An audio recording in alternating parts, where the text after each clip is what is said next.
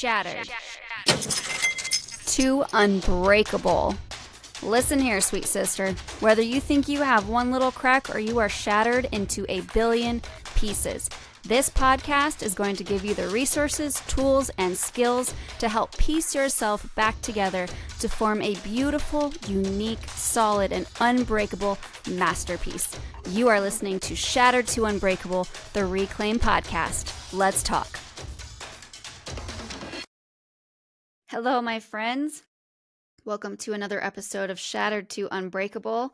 I am coming to you on New Year's Eve. Excited for 2025. I hope you are too. I'm going to give you 3 things that have changed in my life that are simple things that you can implement in 2025, along with the big lesson of the year that I learned. This has been an epic year for me. Things that felt maybe not so great became huge waves of movement and progression and success in my life. It's that whole perhaps story, like this happened, oh, that's unfortunate. Well, perhaps. Or this happened, oh, that's so fortunate. Well, perhaps. There's just things happen and we choose what to do with them. And I was able to personify that this year. And so I'm excited to bring to you 3 things that I'm taking into next year that I learned from last year that you can implement so easily. So what I want you to do as you're going into this next year is just think about your New Year's resolutions. Some of them are the same as they've been for last year, for the year before, or maybe for multiple years. There are some things that you just really would like to change and you've wanted to change them for years and you haven't. I want you to think about what has stopped you from attaining that in the past.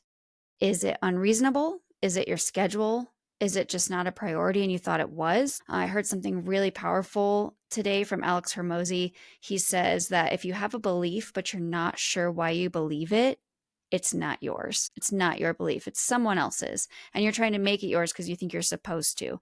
And as you guys know in Reclaim, the strategy of Reclaim is if it's not yours, it's not yours.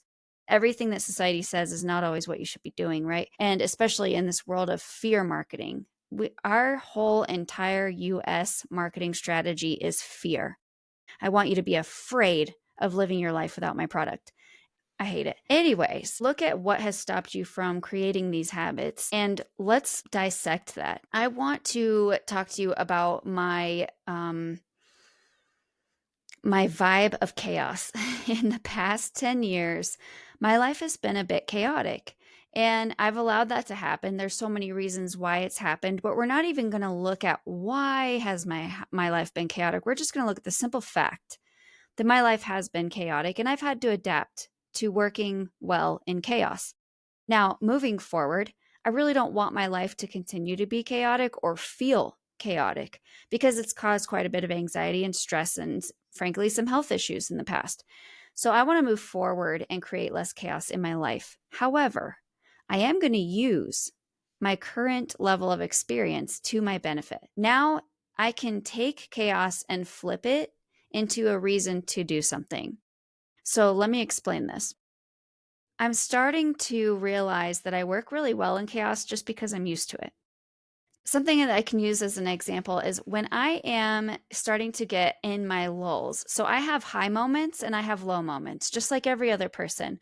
Just because you're mentally healthy doesn't mean you don't have highs and lows. Actually, if you're mentally healthy, it means you do have highs and lows. If you don't have highs and lows, you probably need to see a therapist. You're trying to hide something. But during my low moments, it's really low, you guys. I don't want to get out of bed. And so in those moments where my motivation is lacking and I'm starting to feel myself dip, I create a moment of chaos in my head to get my motivation back up. So I'm using what I thought was a weakness as now a strength. And here's what I do. I believe that God designed me for a purpose. And I believe ever since I was little, I've known. I believe it's a big one. I believe I am meant to impact a lot of people.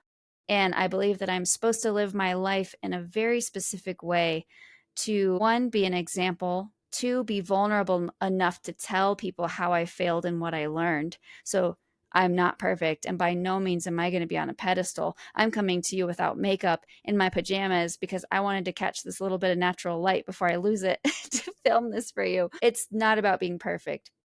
It's about showing up for the best possible circumstance and getting things out there for you guys to learn from my mistakes, which is so great for you. Anyways, so my moment of chaos in my head is, if I don't get this done, if I don't get out of bed, if I don't show up as my best, if I don't XYZ, then a lot of people aren't going to make it to heaven. And this might not be true, but in my head, this creates chaos for me. It motivates me, right? God has designed me for the specific purpose to get people to his kingdom. He has designed me to do this, this, and this to get people to heaven. And if I don't do this, people will not get there. I don't want to be responsible for people not getting to heaven. So I better get my butt out of this bed, get to work, do my best, show up, bring glory to God, put glory behind the action, right? Prayerful obedience, just like I talked about last week. If I don't do this, people won't go to heaven. Like, okay, so that for me works because I'm used to living in chaos. Now, I'm not telling you to do that. This could overwhelm you, quite frankly. But for me, it helps because if I'm laying in there in bed, I'm like, oh, my pillow's so soft and it's so cold. And I just don't want to get out of bed. I'm just going to lay here for another hour. Well, if I don't get up and say my prayers and do my daily readings, then my mindset's not right to go into the world. And if I don't go to the gym and exercise my body and stay healthy, I won't live long enough to help the people that I'm supposed to live when I'm old enough, or I won't be able to, I can spiral myself in a good way and to make it motivational. And it's a good kind of anxiety, the kind that gets you up and moving. So that's one way that I've used my weaknesses as strengths this last year, and it's served me well. The second thing that I want to talk to you about for me is no more victim story. I was talking to my friend about this the other day. When you're a victim, you're like at this lower level, and then you accomplish something at the medium level, and everybody's like, oh, you did so good considering what you've been through, considering what you go through today, considering the things you have to deal with, considering. Okay, so mediocre is all of a sudden amazing, right? And my friend Heidi put it in great perspective. She's like, and then to add to it, if I fail, it's a safe fail because people are like, well, it's to be expected. It's to be expected because look at what you're going through. Look at what you've been through, right? So it's a safe fail. But if I'm not telling the victim story and I create a mediocre achievement, it's mediocre in people's eyes if they don't know my story. And if I fail, they're like, oh, why'd you fail? That's just a medium thing, right? So now I'm forcing myself by not telling the victim story to play higher. Play higher. So what if I've been through stuff? Everybody's been through stuff. So what if I continue to go through stuff? Everybody's continuing to go through stuff. And if I fail, it's still a fail. It doesn't matter. I failed. So I learn, I grow, I keep going. It doesn't matter what people think about my failure as long as I'm growing and going past it, right? So I wanted to point that out. But even going further than that, I have a really fun person that I've met through pageantry, and her name is Sherry. And she did a story on her Facebook the other day, which was fabulous. And what she was saying is that you will get in life whatever matches the frequency that you're on. So if you're talking about energy and vibrations, and like the energy you put out is the energy you'll get in. So what she was saying is, it's not about when you get the thing, you're going to feel this way. It's when you feel this way, you're going to get the thing, right? No more victim story. I'm raising my vibration. I'm going to get the thing when I feel like I'm there. And she says, it's not a, I'll believe it when I see it. It's I'll see it when I believe it. And I've talked to you about that too, right? If you go buy a Ford Focus that's white, all of a sudden you go home and you find 50 Ford Focuses that are white on your way to work when they were all there yesterday too. You just didn't see it because you weren't thinking about it, right? If you believe it, you'll see it. It's not, I'll believe it when I see it. And so she says in moments of friction, she's a neuroscientist, so she understands the brain and how it works. She says in moments of friction, say, so what? And she gave several examples, like, I went along my day and this happened. So what? And then this happened. So what? Then this happened. So what? Right? And Alex Hormozy talked about it too on the same podcast I was listening to. He was saying, it's not that bad things come in threes. It's that when you have one bad thing happen, now you're on that vibration and you notice the second bad thing and you notice the third bad thing. Those same things would happen any other day. But if you're not focused on it being bad, then you're not focused on counting them. If you just say, so what Sherry says, you're raising your vibration of your brain. Like, so what? So what? I spilled my coffee as soon as I bought it. So what? It's fine. One example, and I talk about changing your story, right? You just change your story. One example of this is I dropped the toaster the other day and I was like, oh man. And it was a huge mess on the floor, right? This could have been a bad vibration for me that day. But I giggled and I thought to myself, well, I've been meaning to clean that toaster, and that's a great way to clean it because there are crumbs on the floor that are no longer in the toaster. So the toaster's clean. I'm going to sweep this up real quick. Hey, you know what? Good way to clean a toaster? You just drop it. I told my kids that. I was like, hey, you want to know a great way to clean the toaster? They were like, what? So drop it on the floor. Look. And so it created a better vibration instead of this bad mood. It created a joke amongst our family now. Is like, oh, you want to know a good way to clean a toaster? Drop it. So that's another way to change your vibration. One of the things I want to give you that's tangible that you can use as far as changing your vibration is I want to ask you, a lot of people are waiting. They're waiting for something in life. I'll be happy when. I'll be happy when I get this, when I make this much money, when I get in this relationship, whatever. You'll be happy when X. What I would like you to do, this is something you can do this week or tonight before the new year starts. Picture your life as if you've achieved that thing. Whatever it is that you're saying, I'll be happy when. I'll be happy when. Picture your life when you've achieved that thing. And I want you to get really detailed, almost like a day in the life. Like close your eyes, start from the moment you wake up and live that day in your mind. What are you wearing? Who are you hanging out with? How are you speaking? What things are you doing that day? What music are you listening to? What is the environment you're in? What car do you drive? What smells do you smell? How do you do your hair? What jewelry do you wear? Do you watch TV or not? All those things I want you to go through and write them down, brain dump everything. If I achieved X and this is me being happy. This is me being happy. What does it feel like? What's it look like? What's it smell like? What's it sound like? And then once you have that, I want you to go through all of them and say, what's stopping me from living this way right now? Now, obviously, if you want to make money and you want to drive a Lamborghini, okay. But let's take it deeper than that. What about the Lamborghini makes you happy or would make you happy? Is it the smell of it? Is it the sound of it? Is it the status it might give you? And if it is the status, why does that make you happy? Do you see, like, do the 7 whys? Like, I want a Lamborghini. I'll be happy when I get a Lamborghini. Why does that make you happy? Well, I'll like the status that it gives me. Okay. Why is that status important? Well, it'll change how people see me. Okay. Why is that important? How people see you? Well, I want to be liked. I want better friends. Okay. There's something we could work with. Do you think you'll get better friends if you have a Lamborghini? Or can you just ask those friends if they want to hang out? Do you see how that can change? So, my point that I'm getting at is we have something called happy tolerance in psychology. You won't be happier when you get the thing, it'll just make you want the next thing. Promise. You won't be happier when you get the thing. I've said this on the podcast before. Psychologically, $85,000 as far as income, you'll never be happier than that point. Or not, you'll never be happier, but the happiness correlation is super small past $85,000 income. When your basic needs are met, that ratio from income to happiness is so small. So, what is it? What needs are you trying to meet that you're not meeting right now in order to be happy? And I guarantee you, you can fill those needs without the money, without the relationship, without the status. Do this exercise for me. List everything out. What it is that you are waiting for to make you happy and then figure out why. Ask 7 questions why. And if you're getting stuck, message me. I will gladly ask you hard questions and pick you apart.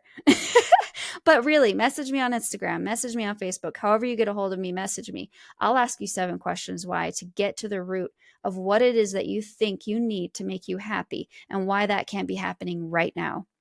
Because I 100% guarantee you, if you're happy with the way your life is now, more will come to you and you will forever be happy with whatever comes. And that, my friends, is an aligned way to live life. That is something I learned this year that has been unbelievably peaceful. Last thing, something that I'm going to work on this year is not fitting in. I have a goal to not fit in. And this comes from my struggle with norms. Golly, I really don't think there are norms. There's no normal, people. There is no normal. And I've always thought like there's only normal for you. And even as I'm going through my psychology journey, I always thought that healthy psychological person or a mentally healthy person is more normal. But that's not true at all. It's not true at all. It's functional. Do you function well in your life? Do you function well with others? Do you function well at your job, in society? That is mental health. How well do you function in your life? This is very cool and super good news because you can find groups and pockets and tribes of people that you function well with. You do not have to conform to what you think society is telling you you need to be. If you don't perform well in a corporate job, maybe you're meant for a small business. If you're not meant to be in a job at all, maybe you're meant to be a business owner. Just throw out the norms. Let's just, society's norms, put them on a shelf. Let's see what aligns with you.